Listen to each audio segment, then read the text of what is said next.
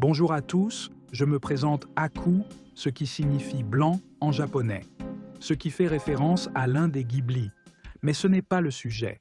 Bref, aujourd'hui je vais m'attarder sur l'analyse du petit film d'animation Train World, ou Monde ferroviaire en français. Je vais essayer d'expliquer au mieux que je peux et faire une analyse développée. Commençons. Donc, je vais vous faire un résumé de l'histoire, une analyse des dialogues dans un second temps, enchaîné avec mes quelques théories et une petite conclusion. Bon visionnage. Chapitre 1. Résumé de l'histoire. Durant les premières secondes, nous percevons Channel 099, en haut à droite, suivi du titre du petit film arborant des couleurs rouges vives, le nom du créateur. Nous voyons notre premier personnage. Il s'agit d'un chat anthropomorphe à la fourrure blanche. Il marche sur des wagons abandonnés. Des plans semblent nous faire comprendre qu'il s'agit d'un univers souterrain, composé de nombreuses voies ferrées. Plan sur une créature d'apparence similaire au premier personnage rencontré, mais celui-ci semble enfermé, en position fétale, dans un tube en verre contenant un liquide. Nous revoyons à nouveau notre personnage principal. Il attend devant une porte de wagon. Une caméra le filme. Il s'avance devant et demande au fermier d'organes de lui ouvrir la porte. Ce dernier s'exécute. Une musique lourde s'entend à ce moment-là. Le fermier d'organes est un grand loup anthropomorphe. Il porte un manteau et un képi de chef de pilote de train. Il semble rédiger des sortes de rapports sur son bureau. On remarque aussi que ses doigts sont crochus au moment où il tamponne l'un de ses rapports. Le fermier lui demande ce qu'il fait ici. À ce moment-là, les dialogues des personnages ressemblent plus à des sons. Des couleurs de texte et des sons différents sont utilisés pour les différencier. Le chat a des dialogues de couleur bleue avec un son un peu aigu, tandis que le fermier aborde une couleur grise avec un son plus grave et semble parler plus lentement. Ensuite, le fermier d'organes lui ouvre le torse à la force de sa main. Nous découvrons l'intérieur du personnage principal, vide, rien, aucun organe présent, puis il semble comprendre son problème et lui dit que ce sera une opération facile. Nous nous attarderons sur la signification de leur dialogue en détail dans la partie suivante. Durant leur conversation, un train passe derrière la vitre où se trouve le fermier d'organes. Sur le plan suivant, nous découvrons l'envers du décor. On observe que ce personnage n'a rien d'humain. Il ressemble plus à une machine qu'à autre chose. Il semble être coincé ici, relié par des câbles. À ce moment-là, un blanc dans la conversation s'installe. Le fermier d'organes lui tend un foie ensanglanté et lui dit de partir. Notre personnage principal semble déçu, il n'a pas trouvé ce qu'il cherchait. S'ensuit une introspection de ce dernier, il dit se sentir insulté de « fausse âme » et traite le fermier d'organes d'abruti. Il continue son introspection, il fouille et tombe sur quelque chose ressemblant à un cœur artificiel. Il s'énerve en le regardant. Ensuite, il rétorque le propos du fermier d'organes dit précédemment au sujet des bâtiments, disant que ce ne sont que des bâtiments. Et ce qu'importe où l'on regarde, il se retourne et l'on voit écrit « Fort to Eris, M19, 070, SATA 312 to arrive », qui pourrait se traduire par « Ford à Eris, 312 à venir ». Plan sur des escaliers. Notre chat tombe du plafond, puis se relève et enlève la poussière sur sa fourrure. Sur la gauche, une pancarte où il est écrit « Watch your weep ». À ce moment-là, on peut remarquer qu'il y a un zip en haut de son torse. Cela peut supposer que le fermier d'organes lui l'a mise ou qu'il devait la voir avant. Ensuite, il s'empare d'une lampe qui ressemble à une paire de poumons artificiels de couleur jaune. De cette lampe, un cylindre en verre avec un liquide vert en tombe. Étonné, notre chat le saisit et se penche dessus pour observer à l'intérieur. Il l'ouvre, hésite et essaie de mettre sa main dedans. En vain, il se blesse avec la matière verdâtre contenue dedans. Un flash lumineux l'interpelle. Il se tourne et l'on peut voir une ombre. Cette ombre ressemble à notre personnage. Est-ce un membre de sa même espèce? Non, il s'agit d'un ensemble de tuyaux métalliques. La pièce ressemble plus à l'intérieur d'un wagon de métro. Au fond, une affiche où il est écrit « That OK ». Plan sur le personnage principal. Il semble être dans des pensées brouillées. Parmi les images subliminales, on peut voir à nouveau Chanel 99, ainsi qu'une image de lui avec le regard vide. Il semble encore être déçu. Notre chat se rend dans des toilettes. Il jette le cylindre de verre dans un lavabo. Il essaie de faire sortir le contenu de ce dernier. Il repose le cylindre et se regarde dans le miroir. Rapidement, dans le cylindre, nous voyons une petite créature de la taille d'une souris qui se trouve dans la matière verdâtre. Elle semble l'observer de son point de vue. Plan fondu, notre chat regarde des intestins roses accrochés à une corde. Il s'assoit, puis s'allonge sur les rails. En haut à gauche, une porte, supposée être l'endroit d'où il est descendu. À droite, un système de ventilation. Il entreprend un dialogue avec notre souris en l'appelant « machin » et commence à se lamenter sur son sort. Que rien ne change après tout ce qu'il a fait, mais se rassure en disant qu'il choisit où il va. Ensuite, il reproche à la souris qu'elle ne fait que regarder et le mordre de temps en temps. La souris se montre, le regarde, lui reproche qu'elle n'a pas à lui répondre. S'ensuit un dialogue où la souris lui explique que sa vie n'est pas arbitraire, qu'elle n'a pas ce concept arbitraire, car elle ne voit que sa propre réalité. S'enchaînent de nombreux plans du point de vue de la souris. Le chat demande à la souris pourquoi elle n'est pas aussi stagnante que lui. Les plans des décors continuent, mais semblent flous du point de vue du chat. La souris lui répond qu'elle n'a pas de conditions attachées à elle, et que le désir du chat pour ce monde le pousse, le changeant infiniment. Le dialogue s'arrête sur ces mots. Flash lumineux. Le chat est debout à attendre dans une gare. On peut lire les numéros 77, 96 et 76 sur les piliers de la gare. Deux trains arrivent rapidement. Le chat semble surpris, apeuré. Il regarde devant lui, puis regarde le cylindre de verre. Il semble à nouveau hésiter pour mettre sa main dedans. Finalement, on comprend qu'il tend le cylindre vers les wagons. Le cylindre se brise et notre chat est recouvert d'un sang bleu. Dans sa main se trouve un cœur maintenant. Il se saisit de la souris dans le cylindre. Plan sur le petit être ayant perdu la vie. J'ai augmenté la luminosité de l'image pour que vous puissiez voir. Se suit un plan avec le chat couvert de sang bleu, tenant dans ses mains le corps de la petite souris. Il semble comme même s'en vouloir dans son regard. Ensuite, il repart sur un pont constitué de sortes de veines, puis fondu au noir. Voilà, notre premier chapitre vient de se finir. Nous allons maintenant passer à l'analyse des dialogues. Chapitre 2. Analyse des dialogues. Commençons par le début, où notre personnage principal se rend devant la porte. Le premier dialogue, je cite « Dis, fermier d'organes, je sais que tu me regardes. Ouvre la porte. Ici, rien de particulier à analyser.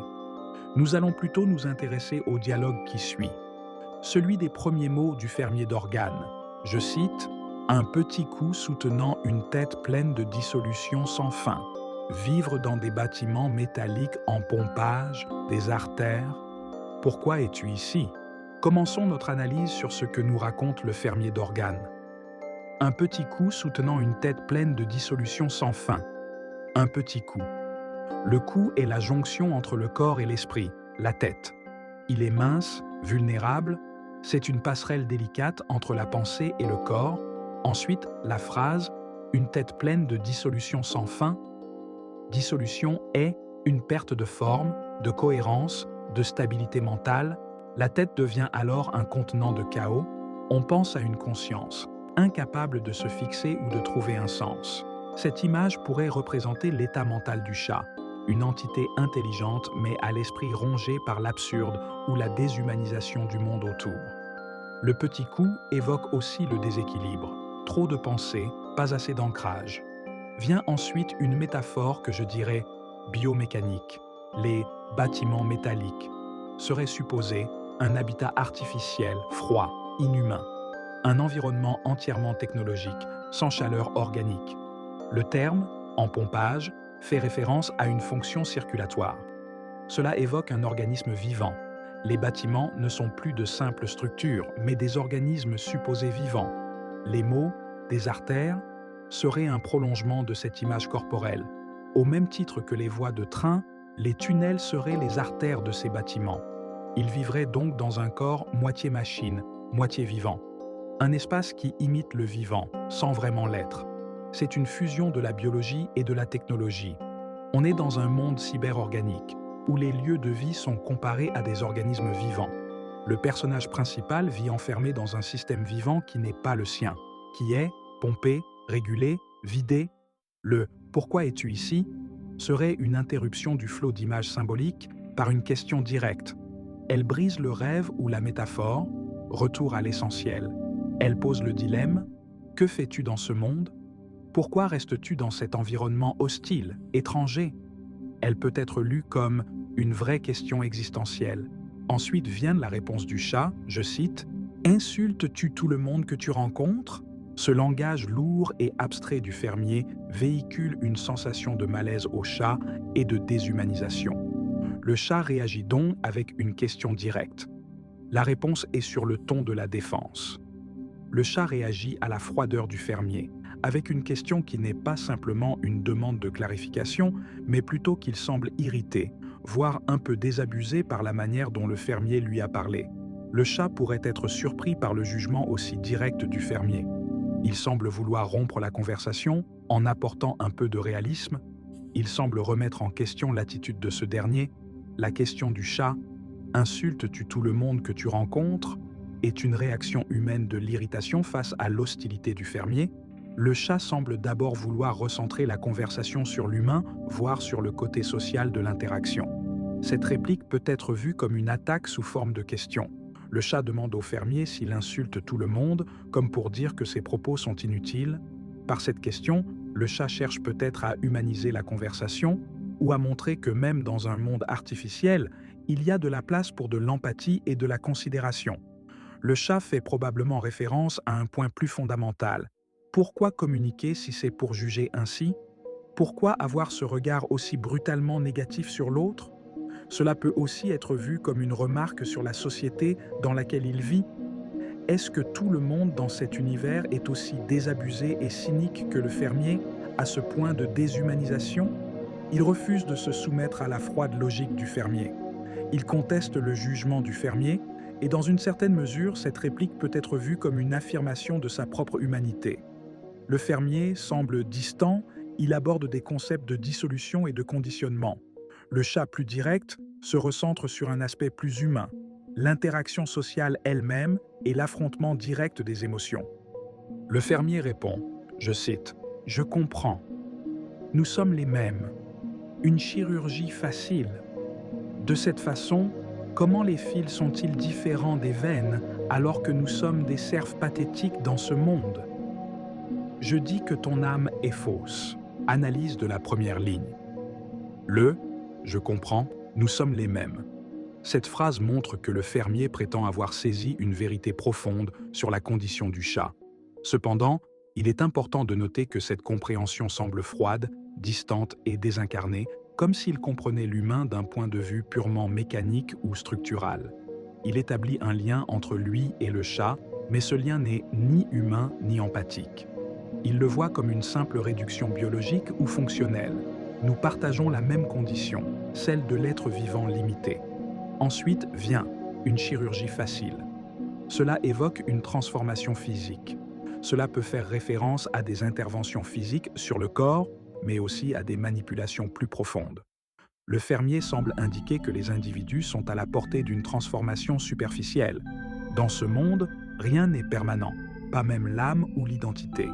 La phrase « De cette façon, comment les fils sont-ils différents des veines alors que nous sommes des cerfs pathétiques dans ce monde ?» Les fils contre les veines, cette comparaison fait référence à la distinction entre la biologie et la technologie.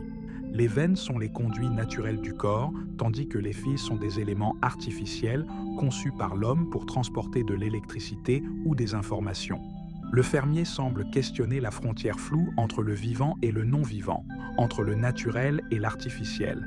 Les veines et les fils accomplissent la même fonction dans ce monde, mais l'un appartient à l'ordre de la biologie et l'autre à celui de la technologie. Cette comparaison suggère que, dans ce monde, la nature et l'artificiel se confondent. Les êtres vivants, les émotions, les âmes ne sont plus que des éléments manipulables, comme des fils dans un réseau. Les serfs pathétiques qu'ils désignent, ils parlent des êtres humains comme des serfs, des êtres réduits à l'esclavage, soumis, opprimés. Dans ce monde, l'humanité est privée de liberté. Cette description dévalorise totalement l'individu, le réduisant à un objet sans véritable autonomie. Le terme « pathétique » ajoute une note de mépris. Il n'y a pas de place pour la compassion dans son raisonnement. Ceux qui vivent dans ce monde sont vus comme des machines. De plus, le « je dis que ton âme est fausse ». Le fermier va jusqu'à nier l'existence authentique de l'âme du chat. Dans cette phrase, l'âme est perçue comme fausse, parce qu'elle est perçue comme conditionnée, manipulée. Le fermier rejette l'idée même que l'âme puisse être authentique, suggérant qu'elle est artificielle. Le fermier semble exprimer une vision extrêmement froide et déshumanisante du monde, dans laquelle l'âme sont des structures qui peuvent être transformées, manipulées, comme des pièces mécaniques ou des fils. L'opposition entre les fils et les veines représente l'imbrication du vivant et de la technologie. Cette vision dystopique présente un monde où la distinction entre le naturel et l'artificiel se brise. L'organique et le mécanique se mélangent au point de ne plus pouvoir être séparés. Cela renforce l'idée que nous vivons dans un monde où tout est contrôlé, manipulé, où même l'âme devient un objet manipulable. Ensuite, je cite les deux derniers dialogues entre les deux personnages. Le chat répond « Aucune autre veine en moi que les miennes ». Le fermier lui dit « Pars ». Le chat, dans cette réplique, s'affirme. Il rejette l'idée d'être manipulé ou transformé comme un simple objet. Il insiste sur l'idée que ses veines sont les siennes, soulignant son individualité et son refus de tout ce qui pourrait remettre en question son identité propre. L'emploi du « autre » ici est important car il indique qu'il rejette toute forme d'influence extérieure qui tenterait de s'ajouter à ce qu'il est déjà. La pause après « aucune » peut suggérer un moment de réflexion, une réflexion intérieure du chat avant de clamer sa vérité. Ensuite vient la réplique du fermier. Elle est à la fois brève et impitoyable. Il n'a aucune intention de discuter, de comprendre ou de débattre. C'est une réponse directe, dénuée de chaleur, presque comme s'il considérait le chat comme une entité sans intérêt, plutôt qu'un interlocuteur. Cela pourrait être interprété comme s'il donnait un ordre au chat. Le fermier ne répond pas au fond du discours du chat, il se contente de mettre fin à la conversation de manière radicale, renforçant son attitude froide. Ensuite, nous allons analyser l'introspection du chat. Je cite « Fausse âme, dit-il. Quel abruti. Fil analogique, pompant des bâtiments métalliques. C'est seulement bâtiments. C'est toujours des bâtiments, où que vous regardiez. Tout ce que je vois, ce sont des cercueils. » La phrase « fausse âme », dit-il, le chat rejette l'accusation du fermier de manière sarcastique. Le ton ici est presque moqueur, mais il y a aussi un dégoût latent. Le chat considère le jugement du fermier comme non mérité. Le « quel abruti » marque bien cette désillusion envers les idées du fermier. C'est une compréhension du monde dans lequel il est piégé. Puis le « fil analogique », pomper des bâtiments métalliques. Ces phrases sont répétées, et le chat semble les déconstruire dans son esprit. Le ton devient alors moqueur, comme s'il se moquait des concepts technologiques avancés, mais dénués de sens dans sa réalité. La déconstruction des mots montre que le chat perçoit ses idées comme une forme de manipulation ou de vide conceptuel. Cette réplique évoque un monde froid, déshumanisé, où tout semble fonctionner sur des mécanismes inanimés. Mais pour le chat, il n'y a aucun sens à cela. Ensuite vient le « c'est seulement des bâtiments ». Le chat souligne l'idée qu'en réalité, ces structures n'ont aucune âme. Le terme « bâtiment » devient le symbole de l'inhumanité de ce monde. La colère et la révolte du chat contre cette vision réductrice de l'existence sont évidentes ici. Le « seulement » est prononcé avec un ton très acéré, comme une manière de rappeler que les bâtiments, dans leur état brut, sont dépourvus de toute dimension humaine. Puis le « toujours des bâtiments », peu importe où vous regardez. Cette phrase renforce l'idée d'un univers figé et sans perspective. Il n'y a pas d'évolution, pas de changement. Tout est toujours réduit à la même structure de béton. Le chat se sent emprisonné dans une réalité sans échappatoire. Et pour finir, tout ce que je vois, ce sont des cercueils. C'est ici que le chat révèle l'ampleur de sa désillusion. Il ne voit plus la vie, mais des cercueils, des boîtes sans vie. Il parle de la condamnation de l'existence dans un monde où tout est une répétition, où tout est réduit à un vide tragique. Cette réplique doit être accentuée d'une manière très solennelle, car elle marque un point culminant dans l'introspection du chat. Nous allons maintenant passer au dialogue entre le chat et la souris. Je cite « Machin, des kilomètres et des kilomètres de rien. Ma vie entière et rien ne change jamais. Au moins, je choisis où je vais. Tout ce que tu fais, c'est me regarder et parfois me mordre. Je n'ai pas à te répondre. De mon point de vue, c'est toi qui es dans une cage. Tu penses que ta vie est arbitraire, mais pour moi, tu es toujours de la même teinte. Je n'ai aucun concept d'arbitraire parce que je ne verrai jamais que ma réalité. Alors, comment ne restes-tu pas aussi stagnant que moi? Parce qu'il n'y a pas de conditions attachées à moi. Votre désir pour ce monde vous pousse, vous changeant infiniment. Analysons. Le chat commence par se lamenter. Machin, des kilomètres et des kilomètres de rien. Ma vie entière et rien ne change jamais. Le chat semble fatigué par sa propre existence, épuisé par la stagnation de sa vie. Il fait référence à un vide constant qui le hante. Au moins, je choisis où je vais. Bien qu'il ressente le vide, cette phrase montre un brin de liberté. Il tente de rester maître de son destin, même si tout semble figé. Une tentative de se rassurer lui-même. Tout ce que tu fais, c'est me regarder, et parfois me mordre. Il se sent observé, réduit à une simple curiosité, à une proie pour la souris, ce qui renforce sa solitude. La souris lui répond par « Je n'ai pas à te répondre ». La souris semble totalement indifférente au chat, comme si elle ne voyait pas l'intérêt de la discussion. De mon point de vue, c'est toi qui es dans une cage. Elle introduit ici l'idée de la cage, mais de manière objective. Elle éprouve une sorte de constat froid. La souris propose une réflexion philosophique sur l'emprisonnement du chat, que le chat est en prison, prisonnier de sa propre vision du monde. Tu penses que ta vie est arbitraire, mais pour moi, tu es toujours de la même teinte. Ce moment marque l'opposition de perspective. La souris n'a pas la notion d'arbitraire. Elle accepte sa réalité et sa nature. Je n'ai aucun concept d'arbitraire parce que je ne verrai jamais que ma réalité. La souris semble ici exposer une conception du monde fermé et figé, un monde où elle ne remet pas en question les conditions de sa vie, accentuant son absence de questionnement. Le chat répond avec « Alors, comment ne restes-tu pas aussi stagnant que moi ?»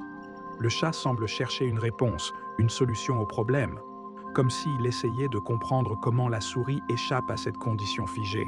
La souris semble alors lui expliquer « Parce qu'il n'y a pas de conditions attachées à moi ». La souris répond d'une manière très philosophique, sans pression. Elle explique sa perspective sur la vie, qui est vécue sans les mêmes attentes ou désirs que celle du chat. La simplicité de ces mots lui donne un côté humain, contrairement au fermier rencontré précédemment. Et pour finir, votre désir pour ce monde vous pousse, vous changeant infiniment. La souris parle ici de désir comme un élément moteur de la transformation. Elle semble considérer le désir comme une source de changement. Cela peut être vu comme un conseil de sagesse venant de la souris. Si vous avez d'autres interprétations à faire, n'hésitez pas à les partager. Nous avons fini d'analyser les dialogues, maintenant je vais vous exposer mes théories. Chapitre 3. Ma théorie sur Train World. Maintenant, en analysant les dialogues et ce qu'il se passe, je vais vous exposer mon point de vue sur une interprétation de ce petit film. Le film commence dans un monde souterrain, un endroit rempli de wagons abandonnés, de rails rouillés, un univers claustrophobe. Au centre de tout cela, un chat à la fourrure blanche marchant sur les restes de trains abandonnés. Il semble être seul. Ce monde est vide, figé, sans vie. Le chat se dirige vers une porte. À travers la caméra, le fermier d'organes, un loup anthropomorphe imposant, le regarde. Il semble à la fois humain et machine, une opposition à la condition du chat. Il est là, dans son bureau, entouré de rapports et de documents, comme si le chat n'était pas le premier à venir. Le chat entre. Il semble chercher quelque chose, mais quoi exactement? Ce n'est pas tout à fait clair au début. Le fermier ouvre le torse du chat, l'examine et découvre qu'il est vide. Pas de cœur, pas de poumon, rien. Comme si son corps n'était qu'une enveloppe sans âme. Pas de douleur, juste un vide. Le fermier, sans surprise, lui dit que ce sera une opération facile. Mais le chat semble refuser d'être réduit à devenir une machine sans âme. À la suite de leur conversation, le fermier lui donne un foie et lui ordonne de partir, comme s'il ne voulait pas lui apporter son aide. Le chat continue son exploration. Il semble perdu, cherchant à remplir ce vide. Mais au fur et à mesure de ses découvertes, il se rend compte que rien ne le comble. Ses recherches sont des échecs. Il se retrouve devant des bâtiments qui n'ont aucun sens, seulement des murs vides. Il les compare à des cercueils, comme pour signifier que toute chose a une fin. Un moment, il trouve un cœur artificiel. On suppose que c'est ce qu'il cherche, ce sont des organes, comme pour combler sa cage thoracique vide. Mais il ne veut pas des organes artificiels, il cherche quelque chose d'authentique, comme s'il voulait ressentir de vraies émotions. Puis il tombe sur des poumons, un autre élément du corps. Puis, un objet étrange en tombe, un cylindre de verre contenant une petite souris. Il essaye de mettre sa main dedans, comme pour prendre ce qu'il cherche, mais se blesse. La frustration grandit, il a l'impression que rien ne change, que sa vie est bloquée dans un cercle sans fin. Il s'arrête dans des toilettes pour réfléchir. Il lance le cylindre dans un lavabo dans le but d'extraire son contenu et obtenir ce qu'il cherche. Mais rien. Rien n'est plus clair. Il n'y arrive pas. Dans son regard, une désillusion profonde. Il marche alors dans un autre endroit, plus ouvert, où des intestins pendent de manière étrange. Encore un organe supplémentaire du corps. Il fixe les intestins comme s'il les désirait. Puis, il s'allonge sur les rails, complètement désabusé en les observant, et commence à parler à la souris. Il se plaint de sa situation. Rien ne change, et peu importe ce qu'il fait, il reste bloqué. La souris, de manière calme, lui répond qu'elle n'a pas de problème avec son existence. Elle est libre, sans besoin de chercher ou de comprendre. Pour elle, sa réalité est simplement ce qu'elle est. Elle accepte d'être enfermée dans ce cylindre de verre. Mais le chat, dans son désespoir, lui demande pourquoi elle ne se sent pas aussi stagnante que lui. La souris répond simplement qu'elle n'a pas besoin de se poser toutes ces questions. Elle n'est pas poussée par un désir insatiable comme lui, qui change constamment, qui cherche à tout comprendre. Finalement, le chat arrive dans une gare. 2 trains arrivent brusquement, et il semble presque surpris et apeuré. Il regarde le cylindre de verre, se demandant une fois de plus ce qu'il doit faire avec. Dans un dernier geste, il le brise. Un sang bleu l'éclabousse. Il se retrouve avec un cœur dans les mains. Le cœur est notre point culminant de notre analyse. Cette scène représente le terminus de la quête du chat. Il trouve enfin ce qu'il cherchait, un organe véritable, un cœur. Cependant, à travers cette découverte, il réalise que la quête de la vérité et de l'authenticité a un prix. Le sacrifice de la souris. C'est une illustration tragique de la situation. Pour obtenir la vie, il a causé la mort. Ce moment est marqué par une culpabilité et une réflexion sur la nature de ses désirs. Cela nous renvoie à l'idée du fermier qui affirmait que l'âme du chat était fausse. Il regarde la petite souris, désormais morte. Dans un geste de désespoir, il la tient dans ses mains, comme pour demander pardon de son acte cruel. Le regard du chat exprime un regret, comme s'il réalisait ce qu'il vient de faire, mais c'est trop tard. La fin de la scène se finit sur notre chat marchant sur un pont composé de veines cette fois, contrairement au début, comme pour symboliser un changement entre le début et la fin. Et le fondu au noir signale un tournant décisif dans son parcours, où la quête du chat devient non plus un simple désir, mais un chemin intérieur vers la réconciliation avec ses choix. Et ce, au détriment de sacrifices pour obtenir ce qu'il voulait. Chapitre 4. Conclusion. Train World est bien plus qu'un simple film d'animation.